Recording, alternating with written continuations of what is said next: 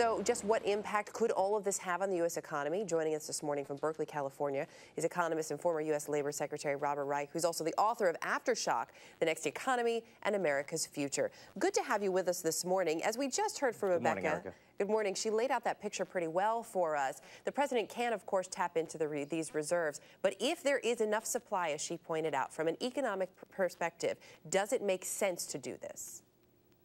It probably makes sense to do it, or at least to suggest that he will do it.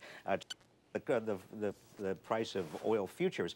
But I'll tell you, Americans are still trying to get out of the gravitational pull of the Great Recession, Erica, and so that higher gas prices at the pump undoubtedly are going to be a blow. It's not going to dramatically slow down the recovery, but it could definitely slow it down. And that perception may help a little bit. Libya, as we've talked about a number of times on this program, is the 18th largest oil producer, 18. But we've seen prices skyrocket, as we just heard from Rebecca. Is the public right to feel taken advantage of in some ways here, or even scammed?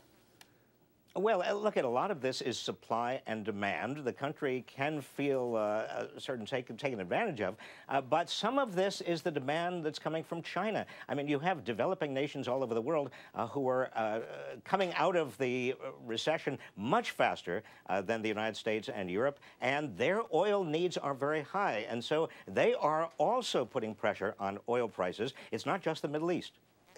Let's turn now and look at this latest jobs report on Friday. The Labor Department reporting that 192,000 jobs were added. Unemployment dipped to 8.9%. This had a very positive response, it seemed. But you are a little bit more measured when you look at this. And to you, the headline here is not necessarily the jobs, but the wages. Talk to us a little bit about that.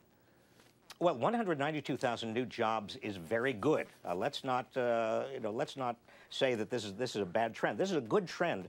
One of the problems, however, is that the new jobs we're creating, if you look at the 1.2 million new jobs created over the last year, those jobs in general are paying less than the 8 million jobs we've lost between 2008 and 2009 and the beginning of 2010.